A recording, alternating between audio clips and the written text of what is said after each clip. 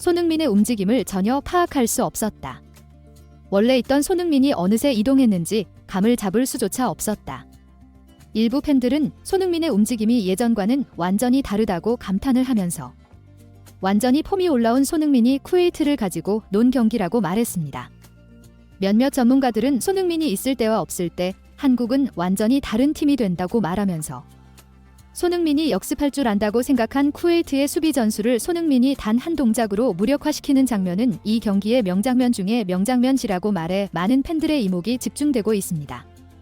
대한민국 축구 국가대표팀은 14일 오후 11시 쿠웨이트 아르디아 자베르 알 아흐마드 국제경기장에서 쿠웨이트와 2026 국제축구연맹 북중미 월드컵 아시아 3차 예선 B조 5차전 원정 경기에서 3대1로 이기며 승점 3점을 가져오며 조 1위를 굳건히 지켰습니다. 경기에 많은 축구 팬들은 한국과 쿠웨이트의 피파 랭킹 차이가 무려 113개 나는 상황이기 때문에 승리는 당연하고 몇 점 차로 이기느냐에 주목했던 것이 사실입니다. 역대 전적은 한국이 12승 3무 8패로 앞서며 한국은 쿠웨이트와의 경기에서 8경기 무패 행진을 내달리고 있는 것도 이런 팬들의 기대를 더욱 부축했다.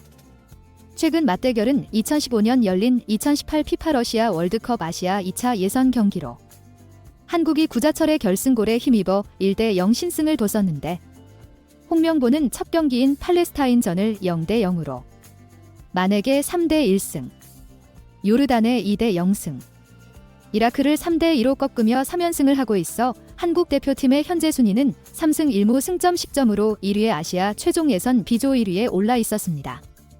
아시아 3차 예선은 총 18개 팀이 6개 팀씩 3개 조로 나누어 조별리그를 치르는데 각 조의 상위 두 팀이 월드컵 본선에 직행합니다. 10경기 중 반환점에 해당하는 쿠웨이트와의 5차전, 그리고 상대적으로 약체로 평가되는 팔레스타인과의 6차전을 연이어 승리할 경우 한국은 11회 연속 월드컵 본선 진출에 성큼 다가서게 된다는 것이 전문가들의 분석입니다. 하지만 일각에서는 손흥민이 부상에서 돌아온 지 얼마 안 되기 때문에 신중하게 기용해야 한다는 여론이 비등했다는 것이 사실입니다. 지난 4일 홍명보 감독은 대표팀 명단 발표 기자회견 자리에서 손흥민이 복귀전을 치르고 다시 경기장에 선 것은 모두가 확인했지만 저희도 그의 시간을 신중히 살펴야 한다며 손흥민의 상태를 면밀히 살피겠다고 이야기했습니다. 그는 이어 손흥민과 이강인은 다른 선수보다 하루 늦게 도착해서 회복 훈련에 집중했다면서 하루 훈련하고 손흥민 선수와 전체적으로 내일 경기에 대해 얘기할 생각이다. 출전 여부는 아직 말씀드릴 수 없다. 훈련까지 마치고 결정할 생각이라고 말을 아꼈습니다. 경기 1시간 전에 발표된 대한민국 축구 국가대표팀 선발 라인업에는 원톱으로 오세훈, 그리고 오랜만에 돌아온 손흥민이 좌측 윙 포워드, 그리고 오른쪽에 이강인이 포진해 아시아 최고의 3톱을 보유한 한국의 위상을 드러냈습니다. 그 밑에 공격형 미드필더로 한창 폼이 오른 이재성, 그리고 수비형 미드필더로 최근 네덜란드 페예노르트에서 맹활약을 하는 황인범, 그리고 박영우가 포진했고 좌우측에 서령우, 이명재, 그리고 중앙에 세계 최고의 센터백 김민재와 그의 파트너 조유민이 포진해 선수면으로는 쿠웨이트와 아예 상대가 되지 않는 성인팀과 중학생팀 정도의 전력 차이를 보였습니다. 손흥민은 이 경기에 출전함으로써 통산 130경기 A매치 기록을 세우게 되었고 이는 한국 남자 축구 역사상 4위 기록이라는 것이 전문가들의 설명입니다. 손흥민보다 더 많은 경기를 출전한 것은 이훈재와 차범근, 홍명보가 유일하며 단 2026년 북중미 월드컵까지 생각해도 큰 사고만 없으면 손흥민이 무조건 역대 2위 기록에 오르는 것은 자명한 상황인데요. 여기에 손흥민은 이전 경기까지 A매치 129경기에서 49골을 기록하면서 한국 남자 축구 역대 A매치 최다 득점 기록 3위에 위치해 있어 만약 이 경기에서 한 골을 넣으면 손흥민은 황선홍 대전 하나시티즌 감독이 보유한 최다 득점 2위 기록과 동률이 되고 멀티골이 나면 단독 2위로 올라선다고 전문가들은 밝혔습니다.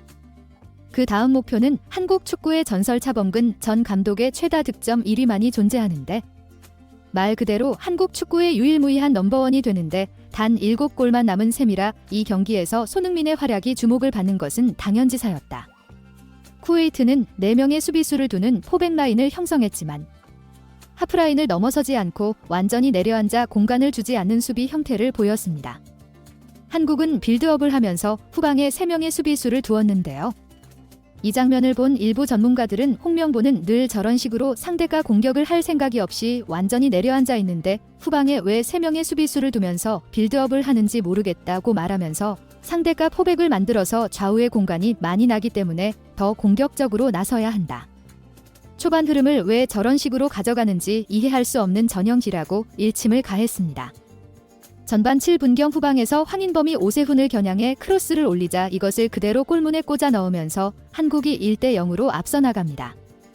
이 장면을 본 일부 전문가들은 황인범이 소속팀 페예노르트에서 뛰어난 활약을 하는 것이 그대로 국가대표팀에 이어지고 있다고 말하면서 정확한 골문 크로스도 좋았고 오세훈의 헤딩도 좋았다. 출발이 좋다고 극찬을 아끼지 않았습니다. 전반 16분경 중앙으로 손흥민이 침투하다 이강인과 원투 패스로 받은 공을 그대로 손흥민에게 연결. 도저히 손흥민의 침투를 막을 수 없었던 쿠웨이트 선수가 발을 걸어 파울을 하면서 PK가 선언됩니다. 이것을 손흥민이 그대로 골망에 꽂아 넣으면서 한국이 2대0으로 앞서 나갑니다.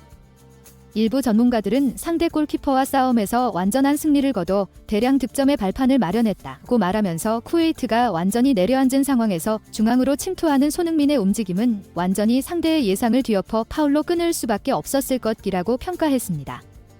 또 다른 전문가들은 쿠웨이트가 한국을 상대로 포백을 들고 나온 것은 대단한 모험이었다고 말하면서 쿠웨이트의 수비 실력으로 한국을 상대로 4명이 수비를 선다면 공간을 굉장히 많이 허용하게 되고 이것이 전반 16분 만에 2골을 얻어맞는 처참한 상황을 맞이하게 된 것이라고 말했습니다.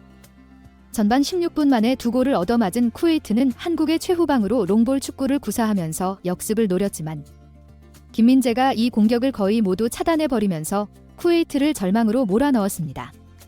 이 장면을 본 많은 축구 팬들은 김민재가 폼이 올라오기 시작하면 세계적인 공격수들도 김민재를 제칠 수가 없는데 쿠웨이트쯤이 김민재를 뚫는다는 것은 불가능할 것이라고 극찬을 아끼지 않았습니다.